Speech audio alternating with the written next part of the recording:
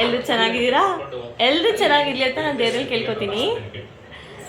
Guys, ಇವತ್ತಿನ vlog ನೀವೆಲ್ಲ ತಮ್ಮನೇಲಿ ನೋಡಿರ್ತೀರಾ. ನಾವು ಅಮಾವಾಸ್ಯೆ ಸ್ಪೆಷಲ್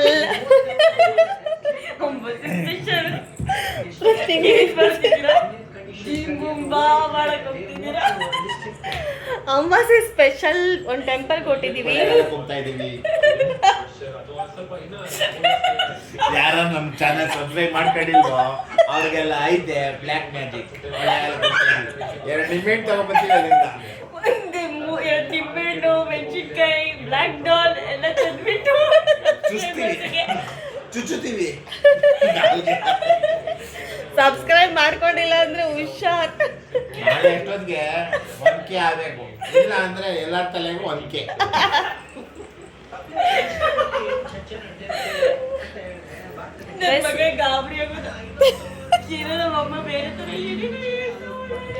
ಆಮೇಲೆ ಇದು ಯಾರ ಮನೆ ಅಂತ ನಿಮ್ಗೆ ಗೊತ್ತು? This is Naveen and Nayana's house.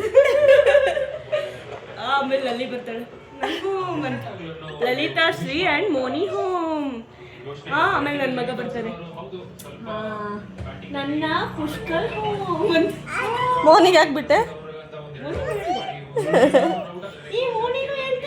Moni guys, ನಾವು ಯಾವಾಗೆಲ್ಲ ಈ ಮನೆಗೆ ಬರ್ತೀವಿ, ಮೋನಿ ಏನನ್ ಗೊತ್ತಾ, ಕಿಡ್ನಾಪರ್ಸ್ ಬಂದ್ರು ಅಂತ ಅಳಕ್ ಶುರು ಮಾಡ್ಬಿಡ್ತಾಳೆ. ಹಂಗೆ ಜೋರಾಗಿ ಯಾವಾಗಲೂ ನೋಡ್ಕೊಂಡು ನಗಾಡ್ತಿರ್ತಾಳೆ. ನಾವು ಬಂದ ತಕ್ಷಣ ಅಳಕ್ ಶುರು ಮಾಡ್ತಾಳೆ.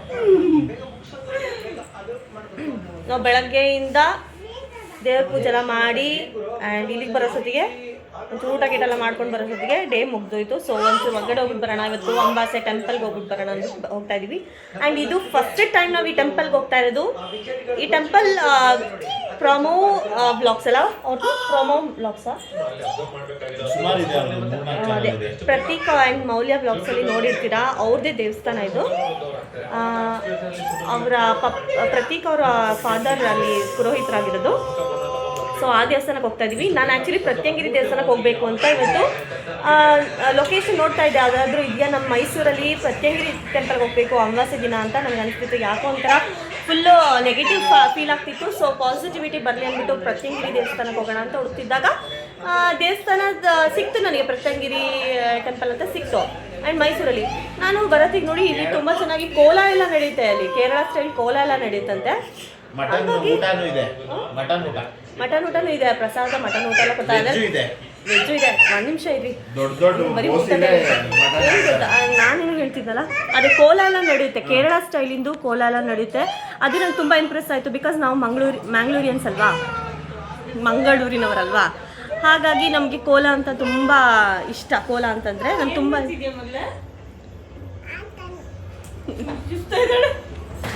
ಕೋಲ ಅಂದರೆ ತುಂಬ ಇಷ್ಟ ಗಾಯ್ಸ್. ಅದಕ್ಕೋಸ್ಕರ ಇಲ್ಲೂ ನಡೀತದ ಅನ್ನೋದೇ ನನಗೆ ಸರ್ಪ್ರೈಸಿಂಗ್. ಬಿಕಾಸ್ ನಾನು ಚಂಡೆ ಅದು ಚಂಡೆ ಎಲ್ಲ ಬಾರಿಸ್ತಾರೆ ಮೈಸೂರಲ್ಲಿ. ನಮ್ಮ ದಕ್ಷಿಣ ಕನ್ನಡ ಕೇರಳ ಸ್ಟೈಲು ಇವೆಲ್ಲ ನೋಡೋಕ್ಕೆ ತುಂಬ ಖುಷಿ ಆಗುತ್ತೆ. ಆ್ಯಕ್ಚುಲಿ ಈ ಥರ ನಡೀತೆ ಇಲ್ಲಿ ಅಂತಲೇ ಗೊತ್ತಿರಲಿಲ್ಲ ನನಗೆ. ಅವ್ರ ವ್ಲಾಗ್ಸಲ್ಲೂ ನಾನು ನೋಡಿಲ್ಲ. ವ್ಲಾಗ್ಸ್ ನೋಡ್ತಿರ್ತೀನಿ ಅವಾಗವಾಗ, ಬಟ್ ಈ ವ್ಲಾಗ್ ನೋಡಿರಲಿಲ್ಲ. ಸೊ ಈ ದೇವಸ್ಥಾನ ಅವ್ರದ್ದೇ ಅಂತ ಹೇಳಿದ್ದು ಗೊತ್ತು. ಅವ್ರು ನೋಡಿದ್ದಾರೆ, ಅವ್ರು ಯಾವಾಗಲೂ ಫಾಲೋ ಮಾಡ್ತಿರ್ತಾರೆ. ಸೊ ಅವ್ರು ಹೇಳಿದ್ಮೇಲೆ ಗೊತ್ತಾಯಿತು ಇದು ಪ್ರತೀಕ್ ಆ್ಯಂಡ್ ಮೌಲ್ಯ ಅವರ ಫಾದರ್ ದೇವಸ್ಥಾನ ಅಂತ. ಹಾಗಾಗಿ ಒಂದು ಖುಷಿ ಇದೆ. ಸೊ ಅದನ್ನು ಹೋಗಿ ನೋಡಿಕೊಂಡು ನಮಸ್ಕಾರ ಮಾಡಿಕೊಂಡು ದೇವರ ಹತ್ರ ಬೇಡ್ಕೊಂಡು ಬರೋಣ.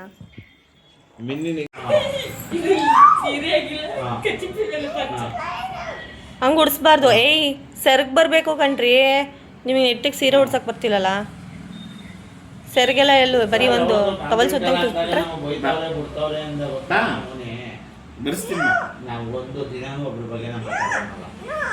ನೋ, ಅವಳೇ ಹೇಳ್ಕೊಡ್ತಾಳೆ. ಇವನಿಗೆ ನೋಡು ಮುಟ್ಟೆ ಹೊರಿತಾ ಇರೋದು ಹೇಗಂತವನೆ.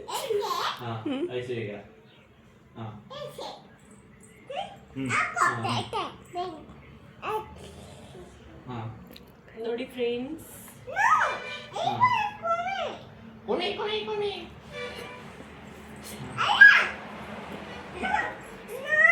ನಮ್ಮ ವಾಯ್ಸ್ ಕೊಡ್ಬಾರ್ದು ಬಾಯಿಗ ನೋಡ್ಬಿಡಿ ಫ್ರೆಂಡ್ಸ್. ಫೈನಲ್ ಡೆಸ್ಟಿನೇಷನ್ ಬಂದಿದ್ದೀವಿ. ತುಂಬ ರಶ್ ಇದೆ ಇವತ್ತು ಅಮಾವಾಸ್ಯೆ ಅಂತ. ಇಷ್ಟು ರಶ್ ಇರುತ್ತೆ ಅಂತ ನಾವು ಅಂದ್ಕೊಂಡಿರಲಿಲ್ಲ. ಬಿಕಾಸ್ ನಾನು ಅಂದ್ಕೊಂಡಿದ್ವಿ ಯಾರೂ ಅಷ್ಟು ಬರಲ್ಲ ಜನ ಇಲ್ಲಿ ಅಂತ. ಯಾರೂ ಅಷ್ಟು ಜನ ಬರಲ್ಲ ಅಂತ ಅಂದ್ಕೊಂಡಿದ್ವಿ. ಬಟ್ ಇಲ್ಲಿ ತುಂಬ ಜನ ಬಂದುಬಿಟ್ಟಿದ್ದಾರೆ. ಎಷ್ಟು ಅಂತಂದರೆ ವೆಹಿಕಲ್ಸ್ ತೋರಿಸ್ತಿದ್ದಾರೆ, ಎಷ್ಟು ಆಲ್ಮೋಸ್ಟ್ ಫುಲ್ ಪಾರ್ಕಿಂಗ್ ಎಲ್ಲ ಫುಲ್ ಆಗಿಬಿಟ್ಟೈತೆ. ಕೇಳಿಸ್ತಾ ಇತ್ತಾ ಚಂಡೆ ಸೌಂಡು? ಎಲ್ಲ ನಾನು ದಕ್ಷಿಣ ಕನ್ನಡಕ್ಕೆ ಬಂದಿದ್ದೀನಿ ಅಂತ ನನಗೆ ಫೀಲ್ ಆಗ್ತಿದೆ. ಕೇರಳ ಸ್ಟೈಲ ಇಲ್ಲಿ ಪೂಜೆ ಮಾಡೋದು. ಓಹ್, ಚಂಡೆನ ಮುಗಿಸ್ತಾ ಇದ್ದಾರೆ. ಬೇಗ ನಡ್ಕೊಂಬರೋದು. ಇನ್ನೊಂದು ಸ್ವಲ್ಪ ಬೇಗ ಬರಬೇಕಿತ್ತ ಅಂತ. ನಾವು ನೋಡೋದು ಇದೆ ಮನೆ ನೋಡೋದು. ಹೌದು, ಅವ್ರ ಅಮ್ಮ ಅಪ್ಪ ಇಲ್ಲೇ ಇರೋದು. ಇದೇ ದೇವಸ್ಥಾನ. ನೀ ಹೇಳೋದು ನೋಡ ಎದುರ್ಕಣೆ ಬಿಟ್ಟೆ ಏನು ನೋಡ್ತೀಯ ಅಂತ.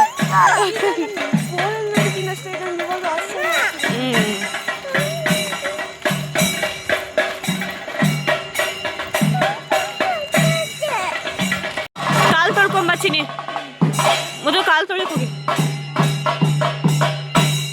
ನೀನು ಕಾಲು ತೊಳ್ದಾ?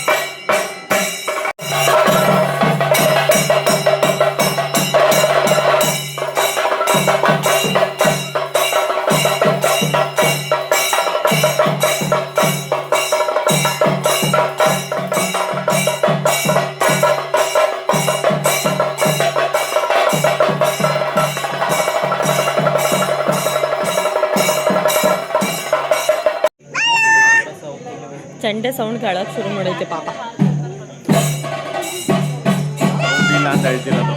ಇಷ್ಟ ತನಕ ಫುಲ್ಲು ಸೌಂಡು. ಇವನು ಏನಪ್ಪ ಎಲ್ಲಿಗೆ ಬಂದಿದ್ದೀವಿ ಅಂತ ಇವನು ಫುಲ್ಲು ಕನ್ಫ್ಯೂಷನು. ಬಟ್ ಒಂದು ಸ್ವಲ್ಪ ಡ್ಯಾನ್ಸು ಮಾಡ್ತಾ ಈಗ ಭಯ ಆಗ್ತೈತೆ ಅನ್ಸುತ್ತೆ ಅವನಿಗೆ. ನನಗಂತೂ ಬರೀ 10-13 ಕಿಲೋಮೀಟರ್ಸ್ ನಾವು ನಮ್ಮ ಮನೆಯಿಂದ ಬಂದಿರೋದು. 13 ಕಿಲೋಮೀಟರ್ಸ್ಗೆ ಕೇರಳ, ನಮ್ಮ ತುಳುನಾಡಿಗೆ ಮಂಗಳೂರಿಗೆ ಬಂದಂಗಾಗಿದೆ. ಓನಾಯ್ತು, ಆಯಿತು ಹೊರಡೋಣ. ಆಯ್ತು. ಪುಳಿಯೋಗರೆ, ಮೊಸರನ್ನ ಆ್ಯಂಡ್ ಅವಲಕ್ಕಿ ಪ್ರಸಾದ ಕೊಟ್ಟರು. ಚೆನ್ನಾಗೈತೆ, ತಿಂದಾಯಿತು. ಈಗ ಆಲ್ರೆಡಿ ಟೈಮ್ ಆಗಿದೆ, ಮನೆಗೆ ಹೊರಡೋಣ. ದರ್ಶನ ಚೆನ್ನಾಗಾಯಿತು. ಮನೆಗೆ ಬಂದ್ವಿ. ಚಿನ್ನಿ ಅಲ್ಲೇ ಅವ್ರ ಮನೇಲಿ ಇಳ್ಕೊಂಡ್ಲು. ನಾವು ದೇವಸ್ಥಾನದಿಂದ ಸೀದಾ ನಮ್ಮ ಮನೆಗೆ ಬಂದ್ಬೇಡ ಅಂದ್ಬಿಟ್ಟು ಮನೆಗೆ ಬಂದ್ವಿ. ಆ್ಯಂಡ್ ಈಗ ಪಾಪ ಊಟ ಮಾಡ್ಸೋದು. ಊಟ ಮಾಡ್ತೀಯಾ? ಊಟ ಮಾಡ್ತೀಯಾ?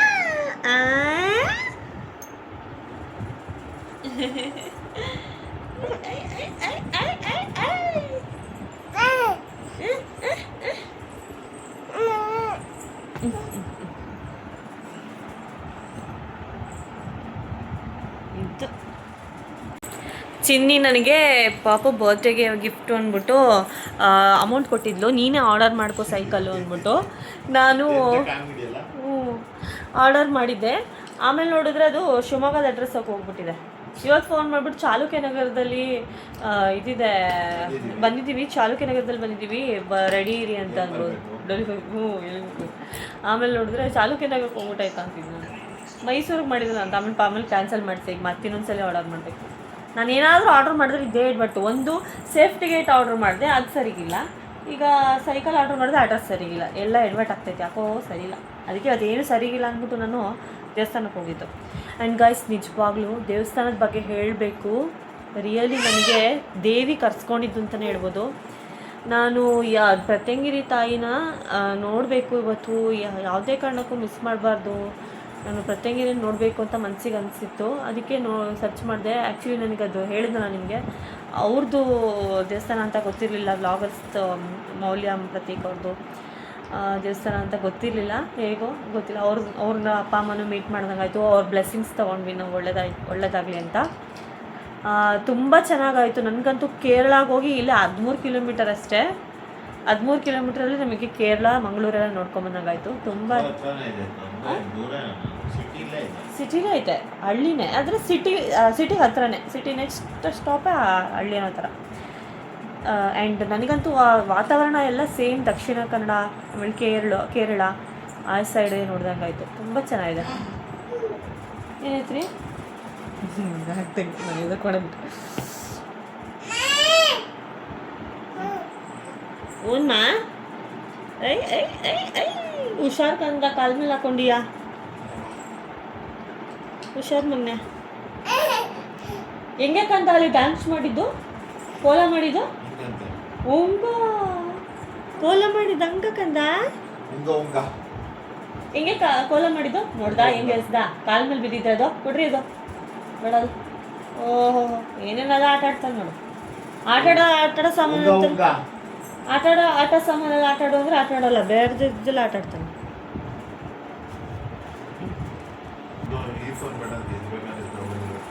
ಹೊಸ ಐಫೋನು ಇದೆಲ್ಲ ಓಲ್ಡ್ ಆಗೋಯ್ತು, ಹೊಸದು ಬೇಕು ನನಗೆ ಅಂತ. ಅದಕ್ಕಿನ್ನೂ ಸ್ಕ್ರೀನ್ ಗಾರ್ಡು ಹಾಕ್ಸಿಲ್ಲ, ಬ್ಯಾಕ್ ಕೇಸು ಹಾಕ್ಸಿಲ್ಲ. ಏನಾರ ಒಂಚೂರು ಸ್ಕ್ರಾಚ್ ಆಯಿತು ಅಂದ್ರೆ ಇನ್ಶೂರೆನ್ಸ್ ಒಂದು ತೊಗೊಂಡಿದ್ವಿ, ಮತ್ತೇನೊಂದ್ಸಲಿ ಕೋಪ ಮಂಡ ಮುಖ ಅಂತ ಹಾಕ್ಬಿಟ್ರೆ ಯಾಕೆ ಬೇಕು ಗೈಸ್. ಏನು ಗೊತ್ತಾ, ನಾನು ಹೊಸ ಮೈಕ್ ತೊಗೊಂಡಿದ್ದೀನಿ. ನನಗೆ ಈ ಮೈಕ್ ಹಾಕೊಂಡು ವ್ಲಾಗ್ ಮಾಡಬೇಕು ಅನ್ನೋದೇ ಮರ್ತೋಗುತ್ತೆ. ಆ್ಯಂಡ್ ಏನು ಗೊತ್ತಾ, ಮ್ಯಾಗ್ನೆಟು ಅಂಟ್ಕೊಳ್ಳೋದೇ ಇಲ್ಲ, ಇಲ್ಲಿ ಅಂಟ್ಕೊಳ್ಳುತ್ತೆ ಬಟ್ ಅಷ್ಟು ಗ್ರಿಪ್ ಇಲ್ಲ, ಬಿದ್ದೋಗುತ್ತೆ. ಇವನು ಬೇರೆ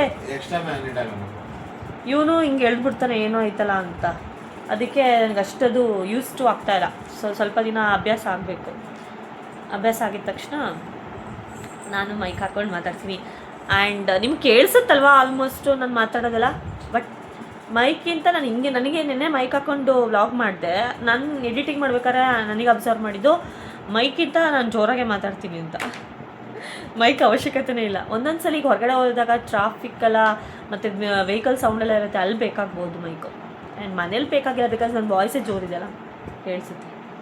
ಅಲ್ಲೂ ವೆಹಿಕಲ್ ಸೌಂಡ್ ಜಾಸ್ತಿ ಇದ್ರೆ ಅಲ್ಲೂ ಕೇಳಿಸಲ್ಲ, ಮೈಕ್ ಹಾಕೊಂಡು ಕೇಳಿಸಲ್ಲ. ಹೌದು.